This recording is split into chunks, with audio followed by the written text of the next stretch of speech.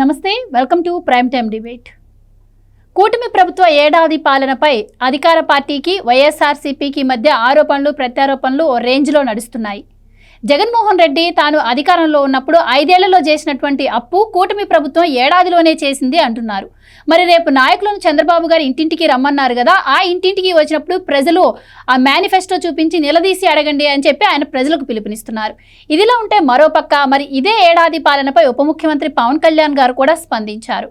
జగన్మోహన్ రెడ్డి హయాంలో జరిగినటువంటి అభివృద్ధి ఇప్పుడు ఈ కూటమి ప్రభుత్వం 1 ఇయర్ పాలనలోనే చేసిందని చెప్పి ఆయన అంటున్నారు. మరి ఈ ఆరోపణలు ప్రత్యారోపణలు ఎలా ఉన్నా కూడా ముఖ్యంగా మరి ప్రజల అభిప్రాయం ఎలా ఉంది? కేవలం సంక్షేమం ద్వారానే పాలన సరిపోతుంది అనుకుంటున్నటువంటి జగన్మోహన్ రెడ్డి, మరోపక్క సంక్షేమంతో పాటు అభివృద్ధి కూడా నడవాలి అనుకుంటున్నటువంటి చంద్రబాబు గారు, మరి వీళ్ళిద్దరిని గమనిస్తున్నటువంటి ప్రజలు ఓటు ఎటువైపు ఉంది అన్న విషయాన్ని ఈ రోజు డిబేట్లో చర్చిద్దాం. మనతో పాటు డిబేట్లో పార్టిసిపేట్ చేసేందుకు స్టూడియోలో ఉన్నారు సీనియర్ జర్నలిస్ట్ సత్యమూర్తి గారు, అలాగే మరో సీనియర్ జర్నలిస్ట్ టీవీ శ్రీనివాస్ గారు. నమస్కారం సార్. నమస్కారం సార్. నమస్తే సార్. సత్యమూర్తి గారు, నిన్న జగన్మోహన్ రెడ్డి గారి ప్రెస్ మీట్ మీరు చూసే ఉంటారు. ఆయన మీడియా ముందుకు వచ్చిన ప్రతిసారి ఒక సందర్భం ఏంటి అని కూడా చూడకుండా, ఈవెన్ ఒక చావుకి వెళ్ళినా దేనికి వెళ్ళినా కూడా ఆయన సంక్షేమ పథకాలే ముఖ్యంగా మాట్లాడుతూ ఉంటారు. కేవలం సంక్షేమం ఒక్కటే సరిపోతుందా? అలాగే కూటమి ప్రభుత్వ ఏడాది పాలనపై ప్రజల అభిప్రాయం ఎలా ఉంది? మీ విశ్లేషణ ఏంటి? సంక్షేమం ఇప్పుడు జగన్మోహన్ రెడ్డి చేసింది దాని పేరు సంక్షేమం కాదు, దాన్ని ఓట్ల రాజకీయం అంటారు. అంతే తప్ప నీకు నవరత్నాలు అని జగన్మోహన్ రెడ్డి పెట్టినవన్నీ కూడా ఆ తర్వాత ఎన్నికల్లో తనకి ఓట్లు ఎట్లా వస్తాయి అని ఆలోచించుకొని పెట్టిన స్కీమ్స్ తప్ప ప్రజల ఆర్థిక అభివృద్ధి జరగాలని, వాళ్ళు సామాజికంగా ముందరికి రావాలని, వాళ్ళ పిల్లల్ని చదివించుకొని వాళ్ళు జీవితంలో స్థిరపడాలని, యువతకి ఉద్యోగాలు కల్పించి వాళ్ళని ఒక సరైన మార్గంలో పెట్టి ఈ సమాజానికి మేలు జరిగేలాగా చేయాలని, ఇటువంటి పవిత్రమైన ఆశయాలేవి జగన్మోహన్ రెడ్డి అధికారంలో ఉన్నప్పుడు అమలు చేసిన స్కీమ్స్లో లేవు. నవరత్నాలు అని అతను పెట్టిన స్కీమ్స్ అన్నీ కూడా కేవలం ఆ తర్వాతి ఎన్నికలలో ఓట్లు ఎట్లా దండుకోవాలి అన్న స్కీమ్స్ మాత్రమే. అవే పథకాలు. వాటిని సంక్షేమ పథకాలు అని అనుకోవటం చాలా శుద్ధ తప్పది. అవి సంక్షేమ పథకాలు కాదు. అతను చేసినవన్నీ కూడా మొత్తం ప్రజల్ని ఒక మబ్బులో పెట్టి తను దోచుకోవటానికి వేసుకున్న ప్లాన్ అది. అందుకనే దళితులకి ఇచ్చిన సంక్షేమ పథకాలు అంటే మామూలుగా చాలా కాలంగా అమలవుతున్న దళిత సంక్షేమ పథకాలన్నీ రద్దు చేశాడు. బీసీలకి ఇచ్చిన కులవృత్తులకి సంబంధించిన పథకాలన్నీ రద్దు చేశాడు. ఇవన్నీ రద్దు చేసేసి అతను కేవలం ఈ కార్యక్రమాలన్నీ పెట్టుకుని కూర్చున్నాడు. మీకు చిన్న ఉదాహరణ అంటే ప్రజల పట్ల జగన్మోహన్ రెడ్డికి కన్సర్న్ ఉన్నట్టయితే సామాజిక భద్రతా పెన్షన్లని 1000 రూపాయలు పెంచుతానని చెప్పి ఎన్నికల ముందర చెప్పి ఎన్నికలు అయిపోగానే పెంచుతూ పోతానని చెప్పాడు. సంవత్సరానికి 250 ముష్టోళ్ళకి వేసినట్టు వేసుకుంటూ పోయాడు. ఎందుకు? ఫైనల్ ఇయర్ అంటే ఎన్నికల సంవత్సరం వచ్చే నాటికి అప్పుడు అంటే మార్చి ఏప్రిల్లో ఎన్నికలు ఉంటాయనేది కదా అందరికీ తెలిసిందే కదా. మార్చిలో పెంచేసి డబ్బులు ఇంకొక విడత డబ్బులు కూడా కలిపేసి పెన్షన్లు వేస్తే ఆ డబ్బులన్నీ తనకు వస్తాయి, ఆ డబ్బులు ఇస్తే ఆ ఓట్లన్నీ తనకు వస్తాయి అనేది జగన్మోహన్ రెడ్డి ఆలోచన. అందుకని ఆ ప్లాన్ వేశాడు. కానీ మేము అంటే పెంచుతూ పోతా ఉన్నాము, 250 పెంచాము. కానీ ఇప్పుడు వీళ్ళు వచ్చిన తర్వాత అలా ఇచ్చినా కూడా మేము 66,34,742 మందికి ఇచ్చాము మా హయాంలో. కానీ ఇప్పుడు వాళ్ళు కోత పెట్టి దాదాపు 30 లక్షల మంది దాకా కూడా 30,000 మందికి పై దాకా కూడా కోత పెట్టిస్తున్నారు అని చెప్పి ఈరోజు పచ్చి అబద్ధం. జగన్మోహన్ రెడ్డి అంటే 250 పెంచి ప్రజలకి అన్యాయం చేశాడు. Point number 1. పాయింట్ నెంబర్ 2 ఏంటంటే చంద్రబాబు నాయుడు ఎన్నికల ప్రామిస్ చేసిన విధంగా అధికారంలోకి రాగానే అంటే ఎవరైనా సరే ఏ నాయకుడైనా సరే అధికారంలోకి వచ్చిన రోజు నుంచి పెన్షన్లు పెంచుతారు. చంద్రబాబు నాయుడు తాను ఏదైతే హామీ ఇచ్చాడో హామీ ఇచ్చిన రోజు నుంచి అంటే ఎన్నికలు జరగటానికి తను ముఖ్యమంత్రి కావటానికి 3 నెలల ముందు నుంచి బాకీలు ఇచ్చేశాడు. అది ఇప్పుడు జరుగుతున్న కార్యక్రమం. అక్కడ వాలంటీర్లను పెట్టి వాలంటీర్లు ఏం చెప్తూ ఇచ్చారు, ఇది జగనన్న పంపించాడు, మీరు ఓట్లన్నీ జగనన్నకి వేయాలి అని చెప్పి ఇచ్చేవాళ్ళు పెన్షన్. ప్రతిసారి ఇదే గోల. జగన్మోహన్ రెడ్డి దాదాపుగా ఒక 18 లక్షల పెన్షన్లకి కోత పెట్టాడు. నేను ఇది ఏదో కాకి లెక్కలు చెప్పట్లేదు, సాధికారికంగా చెప్తూ ఉన్నా. 18 లక్షల మందికి పెన్షన్లు కట్ చేశాడు. ఎందుకో తెలుసా? వాళ్ళ కులం చూసి, వాళ్ళ పార్టీని చూసి, వాళ్ళ మతం చూసి కట్ చేసేసాడు పార్టీని. మెయిన్గా పార్టీ తెలుగుదేశం జనసేన పార్టీలకు సంబంధించిన వాళ్ళ పెన్షన్లన్నీ కట్ చేశాడు. ఆ ఊళ్ళో నాకు ఓట్లు రాలేదు కాబట్టి ఆ ఊళ్ళో పెన్షన్లు కట్ చేసేయండి అని చెప్పాడు. ఇవన్నీ కూడా బయటకు వచ్చి చెప్పేది ఒకటి, లోపల చేసేది ఒకటి. ఈ విషయాలన్నీ ప్రజలు గమనించారు కాబట్టే జగన్మోహన్ రెడ్డికి ఆ తీర్పు ఇచ్చారు. సామాజిక భద్రతా పెన్షన్లతో పాటు అన్నింట్లో మోసం చేసిన జగన్మోహన్ రెడ్డి ఈ రోజున వచ్చి రీకాలింగ్ ఆఫ్ చంద్రబాబు మేనిఫెస్టో అనే ప్రోగ్రాం పెట్టాడు. Recalling of Chandrababu manifesto correct పెట్టావు. కరెక్ట్, నువ్వు స్లోగన్ కూడా కరెక్ట్గా ఉంది. ఇదే అమలు చేయి, ఇదే చెప్పు. చంద్రబాబు నాయుడు మేనిఫెస్టోలో ఏం చెప్పాడు, మీకేం చేశాడు అని నీ మనుషుల్ని పంపించి అడిగిరాపో.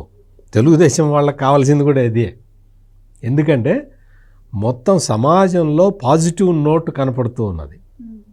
కూటమి ప్రభుత్వం పట్ల మొత్తం సానుకూల దృక్పథం ఉన్న విషయం మనందరికీ తెలుసు. తెలియని వ్యక్తి ఎవడన్నా ఉన్నాడు అంటే జగన్మోహన్ రెడ్డి ఒక్కడే. అందుకని తన మనుషుల్ని పంపిస్తే గడప గడపకి అని చెప్పి వాళ్ళ మనుషుల్ని అప్పుడు అధికారంలో ఉన్నప్పుడు పంపించాడు. గడప గడపకి మొహాన సున్నం రాసి పంపించారు వైసీపీ వాళ్ళందరికీ. ఇప్పుడు గడప గడపకి పొమ్మంటున్నాడు. పోతే ఇప్పుడు పసుపు రాసి పంపిస్తారు. చక్కగా తెలుగుదేశం పార్టీ కూటమి సభ్యులతో కలిసి చక్కగా పరిపాలిస్తున్నది నాయన, మీరందరూ కూడా మీరు మళ్ళీ ఇంకా రావాల్సిన అవసరం లేదు అని చెప్తారు. ఈ రీకాలింగ్ ఆఫ్ చంద్రబాబు మేనిఫెస్టో అనేది తెలుగుదేశం పార్టీ వాళ్ళు కూడా వెల్కమ్ చేస్తున్నారు. ఎందుకంటే వాళ్ళు ధైర్యంగా మేనిఫెస్టోని ఇంప్లిమెంట్ చేస్తూ ఉన్నారు. జగన్మోహన్ రెడ్డి లాగా అన్నీ చెప్పింది ఒకటి చేసింది ఒకటి కాదు కదా. అందుకని అసలు జగన్మోహన్ రెడ్డికి తెలియని విషయం ఏంటి అంటే, తెలుసుకోవాల్సిన విషయం ఏంటంటే అసలు నువ్వు ఏం చేయాలి, నువ్వు అపోజిషన్లో ఉన్నప్పుడు నువ్వు ఏం చేయాలి అనే విషయం జగన్మోహన్ రెడ్డికి తెలియదు. జగన్మోహన్ రెడ్డికి తెలిసింది ఏంటి అంటే రౌడీలని ఎట్లా రెచ్చగొట్టాలి, ఈ రౌడీ మూకలతోటి ఎట్లా కలిసి తిరగాలి, వాళ్ళందరితోటి పోలీసుల మీద అటాకులు ఎట్లా చేయించాలి అన్న దృక్పథంతో ఉన్నాడు జగన్మోహన్ రెడ్డి. అదే పనిలో ఉండాలి. పోలీసులు కూడా ఇప్పుడు ఏం చేయాలో ఒక స్థిరమైన నిర్ణయానికి వచ్చి ఉన్నారు.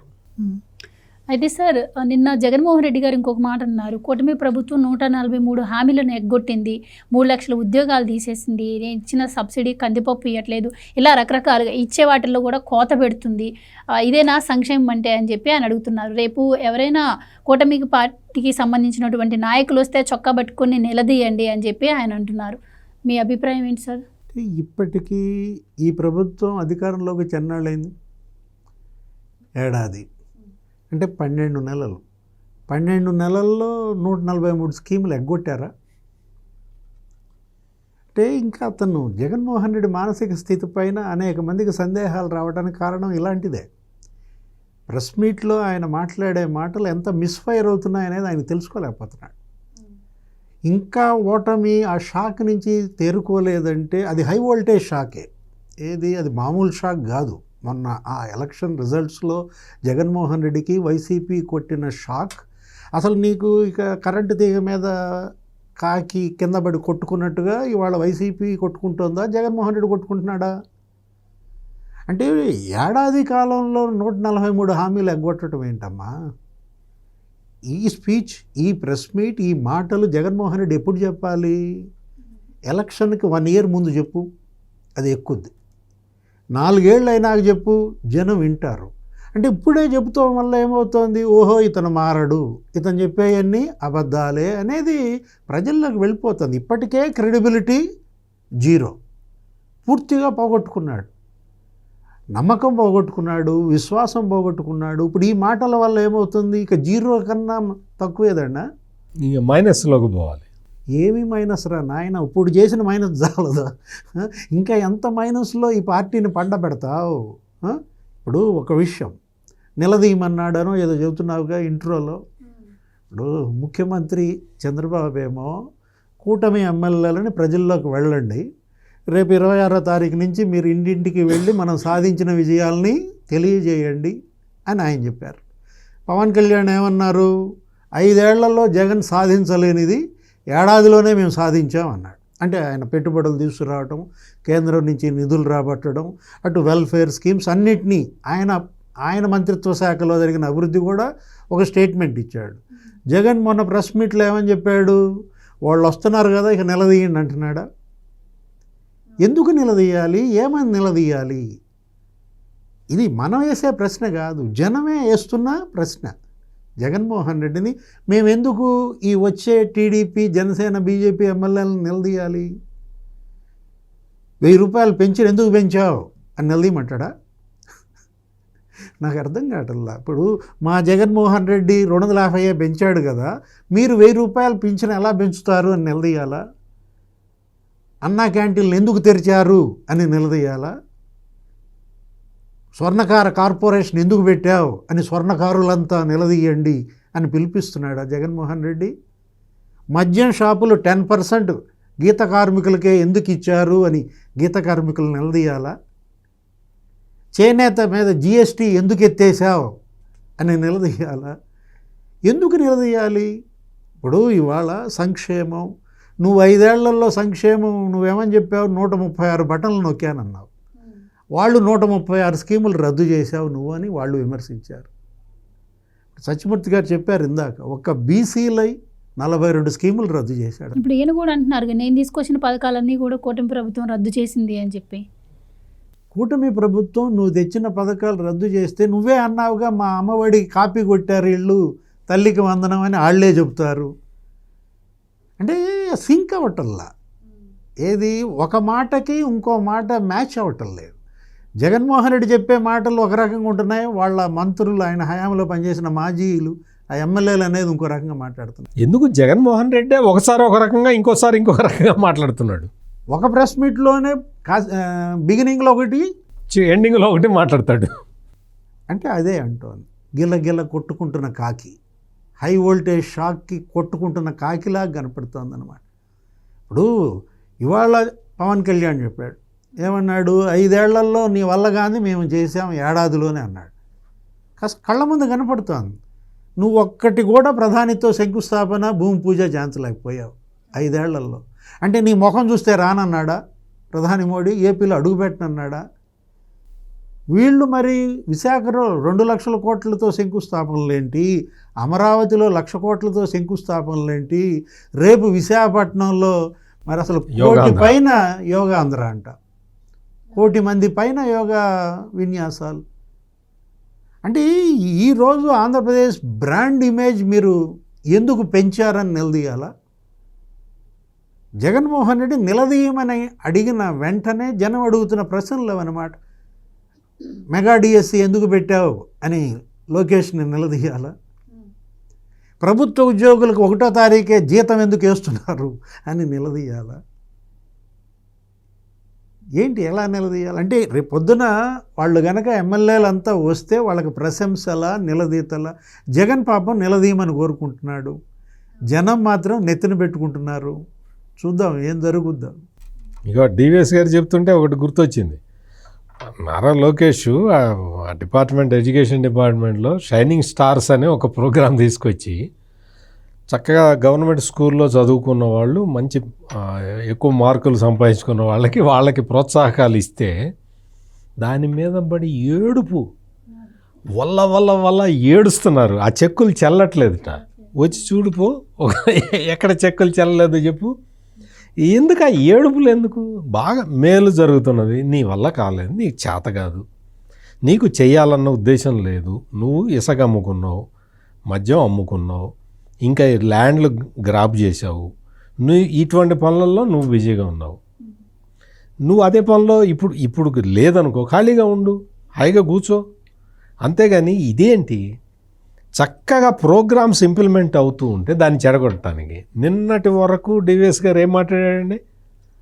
తల్లికి వందనం అన్నావు, అది ఎప్పుడు ఇస్తావు అని అడిగాడు కదా. మరి ఇచ్చేశారు కదా, ఇప్పుడు మాట్లాడుతున్నాడా? వాళ్ళకెందుకు ఇలా, వీళ్ళకెందుకు ఇలా, అంత ఇస్తానన్నావు కదా, ఇంతే ఇచ్చావు. ఇది జనం కదా. ఇవాళ జనం యొక్క స్పందన ఎలా ఉంది? తల్లికి వందనం పైన జనంలో అది ఏం జరుగుతోంది? అది కదా నువ్వు మాట్లాడాల్సింది. అంటే నువ్వేంటంటే ఏదో రకంగా ఈ ప్రభుత్వాన్ని ఇవాళ ఇబ్బంది పెట్టాలి, శాంతి భద్రతల సమస్య సృష్టించాలి. అంటే నిలదీయమనడం ద్వారా ఏం చేద్దాం అనుకుంటున్నావు? సివిల్ వారా, వీధి పోరాటాలను పెంచుదాం అనుకుంటున్నాడా? నిన్న చూసాం కదా, అక్కడ రాఫ్తాడు వెళ్తే అక్కడ సివిల్ వార్, లేకపోతే పొదులు వెళితే ఆ బేళ్ళన్నీ తొక్కి పారేశారు, లేకపోతే నిన్న లేటెస్ట్గా ఏంటది రెంటపాళ్ళ ఒక యుద్ధ ఉన్మాదం, ఒక భయోత్పాతం. అరే ఈ భయోత్పాతం ఏంటి? జగన్మోహన్ రెడ్డి ఎవరిని భయపెట్టాలనుకుంటున్నాడు? అయితే సార్, రాష్ట్ర అభివృద్ధి అంటే కేవలం సంక్షేమమే కాదు, అభివృద్ధిలో సంక్షేమం ఒక భాగం అంటారు. కానీ ఆ సంక్షేమమే అభివృద్ధిలాగా దాంతోనే అంటే రాష్ట్రం ముందుకెళ్తుంది అని చెప్పి జగన్మోహన్ రెడ్డి భావిస్తూనే ఉన్నారు కూడా ఇప్పటికీ. అందుకే ఆయన ప్రతిసారి సంక్షేమ పథకాల గురించి మాట్లాడుతున్నారు, ఇందాక నేను అన్నట్టు. అండ్ ఇంకొకటి, రాష్ట్ర అభివృద్ధి కావాలంటే ఉద్యోగాల కల్పన కూడా అంతే ఇంపార్టెన్స్ ఇవ్వాలి ప్రభుత్వం. మరి కూటమి ప్రభుత్వం వచ్చిన తర్వాత 5 లక్షల ఉద్యోగాలు మేము తీసుకొచ్చామని చెప్పి చెప్తోంది. దానికి సంబంధించి కొన్ని కంపెనీలు కూడా గ్రౌండ్ అవుతున్న పరిస్థితి.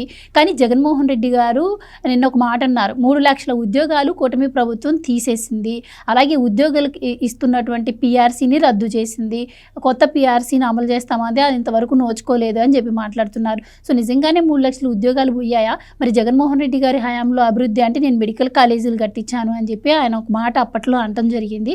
సో మరి ఇప్పుడు మెడికల్ కాలేజీని కూటమి ప్రభుత్వం ప్రైవేటు పరం చేస్తుంది అంటున్నారు. సో ఎలా ఉందంటారు ఆంధ్రప్రదేశ్లో అభివృద్ధి? 17 మెడికల్ కాలేజీలు కట్టించాను అన్నాడు కదా. ఇప్పుడు జగన్మోహన్ రెడ్డి ఒకసారి వెళ్ళి అంతకు ముందర యువగళం పాదయాత్రలో నారా లోకేష్ వాళ్ళు తీసుకొచ్చిన స్కీమ్స్ ఎదురుగా నిలబడి ఫోటోలు తీసి సెల్ఫీలు అప్లోడ్ చేశాడు కదా. నువ్వు అట్లా చేయి, నీ 17 మెడికల్ కాలేజీలు నువ్వు అట్లా చేయి, సెల్ఫీ ఛాలెంజ్. నువ్వు లోకేష్ మరి యువగళం పాదయాత్రలో ప్రతిదీ ఇట్లా ఫోటో తీసి సెల్ఫీ పెట్టాడు. జగన్మోహన్ రెడ్డి గారు కూడా కడపలో మెడికల్ కాలేజీలో ఒక సెల్ఫీ పెట్టారండి. జగన్మోహన్ రెడ్డి అక్కడ కడప మెడికల్ కాలేజీ గురించి చెప్పాలంటే ఇక చాలా టైం పడుతుంది. అక్కడ కడప మెడికల్ కాలేజీలో బిల్డింగులు కట్టించి కింద బండలేలా అక్కడ మొత్తం స్టాఫ్ రిక్రూట్మెంట్ చేసేసాడు. మొత్తం ఈయనకి సంబంధించిన వాళ్ళందరినీ పెట్టుకుంటే మెడికల్ కౌన్సిల్ ఆఫ్ ఇండియా వాళ్ళు అంటే మామూలుగా మొహం మీద ఇసిరి కొట్టినట్టు కొట్టిపో సరిగ్గా చూసిరాపో అన్నారు. ఒక్క మెడికల్ కాలేజీ కూడా అడ్మిషన్ల స్థితికి తీసుకురాలేదు ఈ జగన్మోహన్ రెడ్డి. ఒక్క మెడికల్ కాలేజీ కూడా రాలేదు. ఈ రోజున కూటమి ప్రభుత్వం ఆ మెడికల్ కాలేజీలని ఎట్లా ముందరికి తీసుకెళ్లాలని ఆలోచిస్తున్నది. జగన్మోహన్ రెడ్డి చెప్పేవన్నీ అబద్ధాలే, ఇదొక అబద్ధం. ఇంకొకటి ఏంటంటే మీరు చెప్తున్నది జగన్మోహన్ రెడ్డి సంక్షేమం అంటారు, చాలా తప్పు. అది అసలు మీ స్కాములు, అది సంక్షేమం అని చెప్పి స్కాములు చేశాడు. అది పాయింట్, మీరు అండర్లైన్ చేసుకోవాల్సిన పాయింట్. అది సంక్షేమం మాటున స్కాములు చేశాడు జగన్మోహన్ రెడ్డి. సంక్షేమం చేయలే. నిజంగా సంక్షేమం చేస్తే మళ్ళీ గెలిచేవాడు కదా. అందుకని జగన్మోహన్ రెడ్డి చేసింది సంక్షోభం. అప్పుడు అదే, ఇప్పుడు అదే. సంక్షోభాన్ని సృష్టిస్తున్నాడు. అప్పుడు అధికారంలో ఉన్నప్పుడు మొత్తం అన్ని రకాల సంక్షోభాలు సృష్టించాడు. మొత్తం దళితుల ఊచకోత దగ్గర నుంచి, బీసీలని అణిచివేయటం దగ్గర నుంచి, ముస్లిమ్స్ ఆత్మహత్య చేసుకునేదాకా తీసుకురావడం దగ్గర నుంచి, ఆడవాళ్ళ మీద అత్యాచారాల దగ్గర నుంచి అన్నీ సృష్టించాడు. అయితే సార్ సంక్షేమం గురించి అయితే ఈ సూపర్ 6లో తల్లికి వందనం ఇస్తామన్నారు, ఇవ్వలేదు. ఫ్రీ బస్ అన్నారు. మా కడపలో ప్రజలందరూ ఎదురు చూస్తున్నారు బస్ కోసం, బస్ ఎప్పుడు వస్తుంది. నువ్వు ఎప్పుడు వెళ్ళావు అసలు? కడప ఎప్పుడు వెళ్ళావు నువ్వు? ఇట్లాంటి కామెంట్స్ చేస్తూ ఉంటారు జగన్మోహన్ రెడ్డి గారు. నువ్వు కడప ఎప్పుడు వెళ్ళావు? నీకు ఎవరు చెప్పారు? నువ్వు అసలు కడప వెళ్ళావా? ఎప్పుడన్నా ఎలక్షన్లు అయిన తర్వాత ఇప్పటి వరకు వెళ్ళావా? ప్రచారం సందర్భంగా వెళ్ళి మా బాబాయ్ని దేవుడు చంపాడని చెప్పొచ్చావు అంతే తప్ప నువ్వు ఇంకా ఎప్పుడన్నా వెళ్ళావా? ప్రజలతో కలుస్తున్నావా? మాట్లాడుతున్నావా? నువ్వు పులివెందులు వెళ్తే నువ్వు అప్పుడు నీ కాంట్రాక్టర్లు అందరూ వచ్చి ఏమడిగారు? నా బిల్లు ఏమని అడిగారు. అందుకని జగన్మోహన్ రెడ్డి చెప్పేవన్నీ అబద్ధాలు.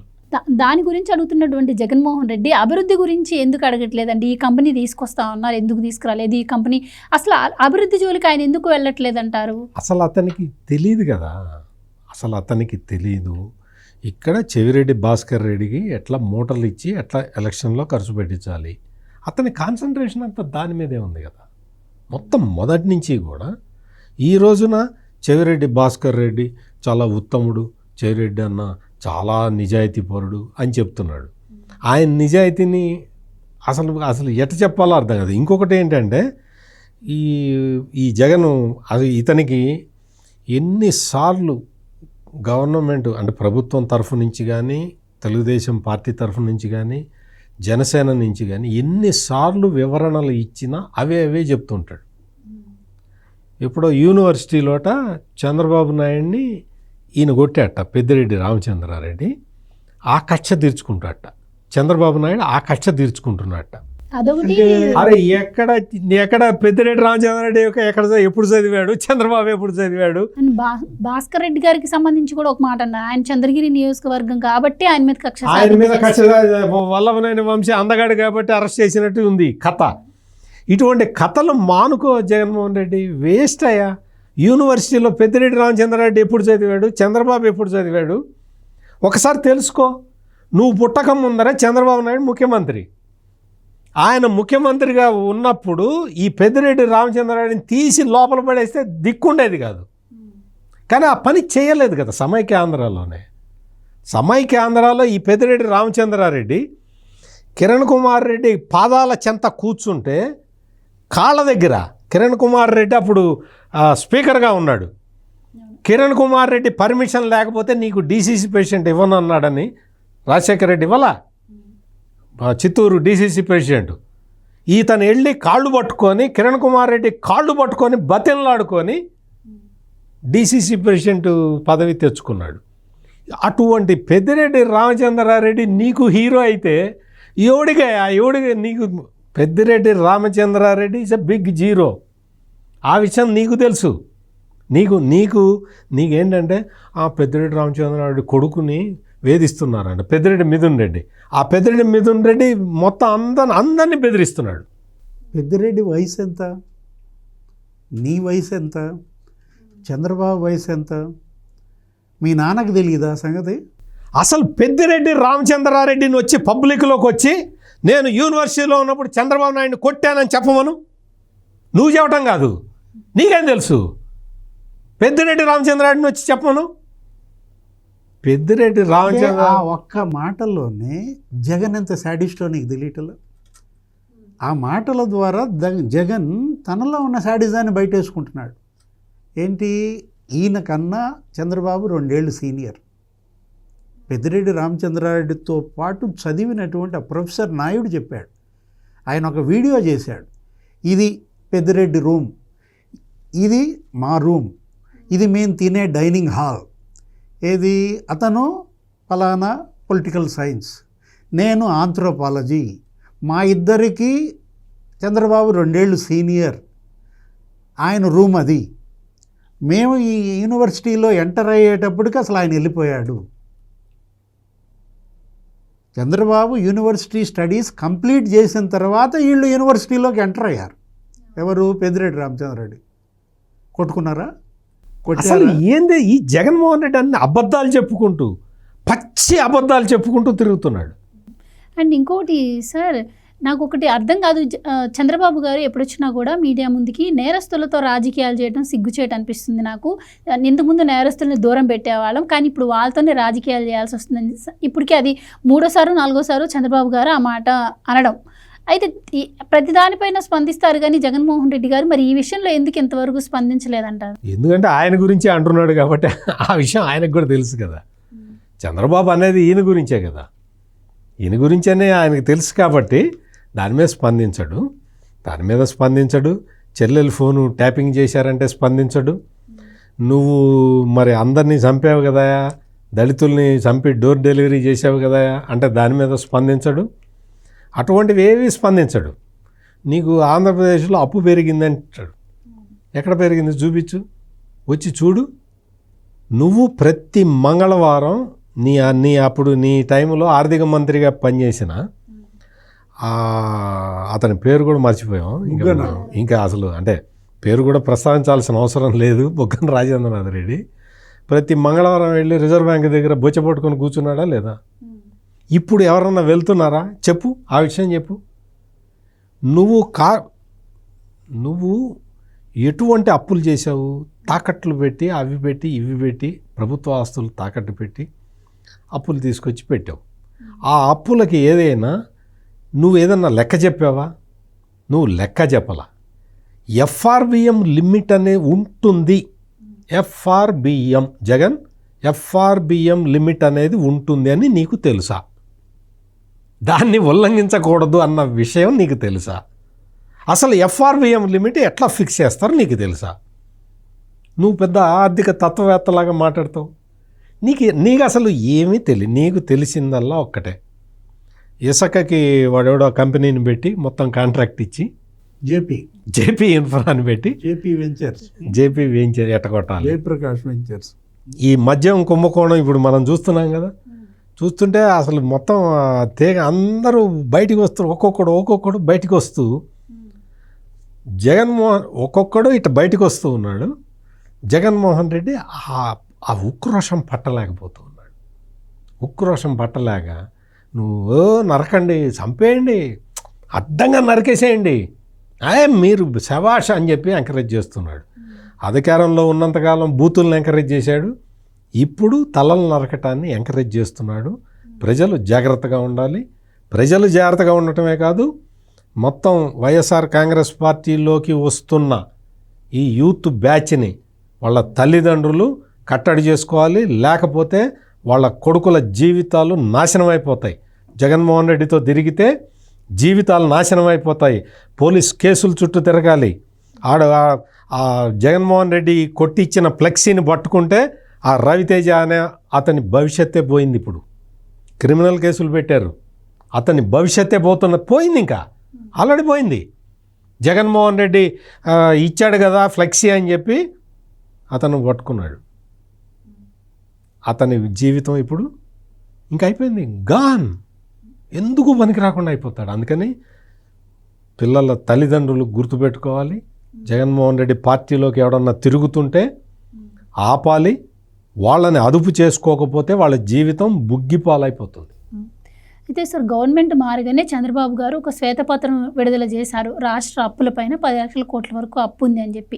అలా ఆయన చెప్పారో లేదో ఆ వెంటనే ఇప్పుడు కూటమి ప్రభుత్వం అప్పు చేస్తుంది, ప్రతి మంగళవారం బాండ్లు తాకట్టు పెడుతుంది అని చెప్పి మనం వింటూనే ఉన్నాం. నిన్న జగన్మోహన్ రెడ్డి గారు కూడా ఒక మాట అన్నారు. 1.61 లక్షల కోట్లకు పైగా ఇప్పుడు దాకా అప్పు చేసింది, మేము చేసిన దాంట్లో 48% ఇది ఎక్కువ అని చెప్పి ఆయన అంటున్నారు. నిజంగానే మరి అంత అప్పు కూటమి ప్రభుత్వం చేసిందంటారా? ఆయన ఎంత అప్పు చేశాడంట? 3 లక్షల కోట్లు మొత్తం 5 ఏళ్లలో 3 లక్షల కోట్లు చేశాట. అందులో ఎంత నిజం ఉంది అంటే జగన్ చెప్పింది ఏది నిజం కాదు. అతను అబద్ధం తప్ప ఇంకోటి మాట్లాడు. ఇప్పుడు నువ్వు ఏడాదికి ఎంత అప్పులు తెచ్చావో వీళ్ళు అంతే తెచ్చారు, అంతకన్నా ఎక్కువేమీ తేరు. ఇవాళ అప్పు తేనిదే ఇవాళ రాష్ట్రం నడవలేని దుస్థితికి తెచ్చింది ఎవరు? ఈ రాష్ట్రం దాని కాళ్ళ మీద నిలబడేటట్టుగా నువ్వు ఆర్థికంగా బలోపేతం చేసావా? కంపెనీలు పెట్టించావా? ఉద్యోగాలు సృష్టించావా? ప్రజల జీవన ప్రమాణాలు పెంచావా? పొదుపు శక్తి పెంచావా? జగన్మోహన్ రెడ్డి ఇవాళ అప్పుల గురించి మాట్లాడుకుంటూ ఉంటే అతని పరువు కొద్దో గొప్ప ఏదన్నా ఉంటే కనుక నిలబడదు. అసలు లేదనుక అది వేరే విషయం. ఇప్పుడు జగన్మోహన్ రెడ్డి అతను ఎంత బ్లండర్, ఎంత బోగస్, అసలు ఎలా మాట్లాడతాడు. నీ హయాంలో 8 లక్షల కోట్ల అప్పు జరిగింది. ఏది 5 ఏళ్లలో జగన్ చేసిన అప్పులు 8 లక్షల కోట్లు. నువ్వేమని చెప్తావు? 3 లక్షల కోట్లే అంటావు. అంటే మీ పయ్యావుల కేసీవే చెప్పాడు అంటావు. బడ్జెట్ అప్పులు ఎంత, బడ్జెట్ ఏతర అప్పులు ఎంత? అరే తాగుబోతులను కూడా తాకట్టు పెట్టి అప్పు తెచ్చానవన్నీ కదా. ఎంత తెచ్చాడు? 25,000 కోట్ల. అంటే ఇంకా అంతకన్నా హీనం ఏమైనా ఉందా? నేను మరో 25 ఏళ్ల పాటు ఈ రాష్ట్రంలో మద్యం అమ్ముతా, మీ అప్పులు తీరుస్తా అని చెప్పి బాండ్ రాసిచ్చాడు. కానీ ప్రజలకేమని బాండ్ ఇచ్చాడు? మద్య నిషేధం చేస్తా, దశల వారీ మద్య నిషేధం చేస్తా అనే బాండ్ ఎవరికి ఇచ్చాడు? జనానికి. బాండ్లు చూపి ఎవరిని నిలదీయాలి? నిన్న చంద్రబాబునా? ఇప్పుడు నువ్వు సంవత్సరానికి 1,50,000 కోట్లు అప్పు చేశావు. వాళ్ళు నువ్వు నడిపిన రాష్ట్రం ఇది. 5 ఏళ్ళు నువ్వు నడిపిన రాష్ట్రంలో నుంచి ఇవాళ దీన్ని ఒడ్డున పడేయాలంటే ఎలా సాధ్యం? అప్పు చేయకుండా సాధ్యం అవుద్దా? కాకపోతే ఒకటి, తెచ్చిన అప్పులు నువ్వెలా వాడావు, వీళ్ళెలా ఉపయోగిస్తున్నారు. వీళ్ళు తెచ్చిన అప్పులు వీళ్ళు ఏమైనా స్వాహా చేస్తే నిలది, వీళ్ళ జేబులు నింపుకుంటే నిలది. ఇప్పుడు ఇవాళ తెచ్చిన ప్రతి అప్పు ఏంటి? ప్రజల కోసం ఖర్చు పెడుతున్నారు, ఉపాధి కోసం ఖర్చు పెడుతున్నారు, రోడ్లు వేస్తున్నారు. నువ్వు రోడ్లని గుంతలమయం చేశావు. ఇవాళ జనం రోడ్డు ప్రమాదాల్లో మరణించే పరిస్థితి కల్పించావు. అట్లాంటి రోడ్లు ఇప్పుడు ఉన్నాయా? ఇరిగేషన్ ప్రాజెక్టులన్నీ ముంచి పారేశావు. ఒక్క ప్రాజెక్టు అన్నవరం ప్రాజెక్ట్, అదేంటి అన్నమయ్య ప్రాజెక్ట్ కొట్టుకుపోయింది. ఆ పాపం నీది కాదా? అన్నమయ్య ప్రాజెక్ట్ కొట్టుకుపోయింది అన్నమాట. పులివెందుల ప్రాజెక్టు గేట్లు ఎన్ని కొట్టుకుపోయినాయండి? అరే ప్రకాశం బ్యారేజ్ గేట్లు కొట్టుకుపోతే దిక్కులేని పరిస్థితి. ఇప్పుడు గ్రీజు కూడా పెట్టలేదు కదా. గ్రీజు కూడా పెట్టడానికి నీ దగ్గర డబ్బులు లేవంటే, అంటే నువ్వు ఎలా ఇవాళ ఇరిగేషన్ ప్రాజెక్టులని నిర్లక్ష్యం చేసావో కళ్ళ ముందు. ఇప్పుడు ఆ పరిస్థితి ఉందా? మొత్తం ప్రాజెక్టుల నిర్మాణం శరవేగంగా చేస్తున్నారు. అరే గాలేరు నగరికి 1000 కోట్లు ఇచ్చారు, హంద్రేనీవాకి 4,000 కోట్లు ఇచ్చారు, పోలవరం 12,000 కోట్లతో వాళ్ళు కట్టుబడి చేస్తున్నారు. నువ్వెందుకని చేయలేకపోయావు? ఇప్పుడు తెచ్చిన అప్పులు ఇళ్ళు కట్టావా? పని సత్యమూర్తి గారు చెబుతారు, ఎన్ని ఇళ్ళు కట్టారండి? 5 ఏళ్లలో 3 ఇళ్ళు కట్టాడు. పేదల ఇళ్ల నిర్మాణాన్ని చివరికి దానిలో కూడా కక్కుర్తి. పేదల ఇళ్ల నిర్మాణంలో మెరకేస్తున్నానని చెప్పి వీళ్ళు చేసిన అవినీతి ఎంతమ్మా? కొడాలి నాని మీద కేసులు అవి కాదు, ప్రతిదీ ఏది ఆ జగనన్న కొడాలి నాని అమాయకుడి మీద కేసులు పెట్టారని చెబుతాడు. కమ్మాళ్ళ మీద అబ్బో అసలు మామూలు ప్రేమగా చాలా ప్రేమ చూపిస్తున్నాడు. నిన్న చూశాను, అసలు మామూలుగా కమ్మాళ్ళంతా గోల. ఒరే నాయన నువ్వు ఎవరు ప్రేమిస్తే వాళ్ళు నాశనం అయిపోతున్నారు. కమ్మ సంఘాలు కూడా స్పందించాయి కదా సార్, కమ్మ సంఘాలు కూడా స్పందించాయి ఆయన ఆరోపణల పైన. అంటే అతను ఏం పట్టించుకోడమ్మా, అసలు ఎవరు ఏమనుకున్నా పట్టించుకోడు. కళ్ళారపకుండా అబద్ధాలు చెబుతాడు. తను చెప్పాల్సింది చెబుతాడు. వీళ్ళు జనం ఎన్నాళ్ళు గిలగిల కొట్టుకోవటమే అనమాట. ఏది అతను అన్నాడు కదా, ఏది షర్మిల ఫోన్ ట్యాపింగ్ గురైందని ఎవరో జర్నలిస్టు మీరు ట్యాపింగ్ చేయించారంటానంటే పాపం ఆ జర్నలిస్ట్ని అభినందించాలి. అతను అంత ధైర్యం చేసి ఆ ప్రశ్న వేసినందుకు. ఏది కాకపోతే దాన్ని కూడా మరి ఏంటి, అప్పటికే అతనికి టారెత్తింది అనుకోండి, ఇక తర్వాత క్వశ్చన్ వేయలేదు. నెక్స్ట్ అసలు అతను వాళ్ళు లేచిపోయాడు. షర్మిలమ్మ ఫోన్ ట్యాపింగా? ఎక్కడ ఫోను? అసలు ఫోన్లు ఉంటాయా ఈ ప్రపంచంలో అన్నట్టు అడిగాడు జగన్మోహన్ రెడ్డి. ఫోనా? ఫోన్ అంటే ఏంటి అని అడుగుతున్నాడు. ఫోన్ అంటే ఏంటి? పొరుగు రాష్ట్రంలో చేశారు, నాకేం సంబంధం అంటున్నాడు. అంటే చూసావా అసలు ఎంత అమాయకత్వం నటిస్తాడు. వైవి సుబ్బారెడ్డి దగ్గరికి షర్మిల వాయిస్ రికార్డు, కాల్ చేసిన రికార్డు ఎట్లా వచ్చింది జగన్మోహన్ రెడ్డి? అంటే ఈ ప్రశ్న ఆ జర్నలిస్ట్ అడగాలి. నీకు కేసీఆర్ పంపిస్తే, నువ్వు వైవి సుబ్బారెడ్డికి పంపిస్తే వైవి సుబ్బారెడ్డి వచ్చి కదా షర్మిలకి వినిపించింది. ఫోనా? ఫోన్ అంటే ఏంటి అని అడుగుతాడు ఈ జగన్మోహన్ రెడ్డి. ఎంత అంటే నటన, ఈ ఆస్కార్ లెవెల్ నటన చేస్తాడు. ఇందాక డివిఎస్ గారు అప్పుల గురించి చెప్తున్నారు. అమరావతికి 15,000 కోట్ల రూపాయలు కేంద్రం వాళ్ళు ఎక్కడి నుంచి తెస్తారో మనకు సంబంధం లేదు. వాళ్ళు మేము ఇస్తామయ్యా 15,000 కోట్లు కట్టుకోండి అని చెప్పి 15,000 కోట్లు ఇస్తే ఆ 15,000 కోట్లు కూడా రాష్ట్ర ప్రభుత్వం చేసిన అప్పులాగా చెప్తున్నాడు.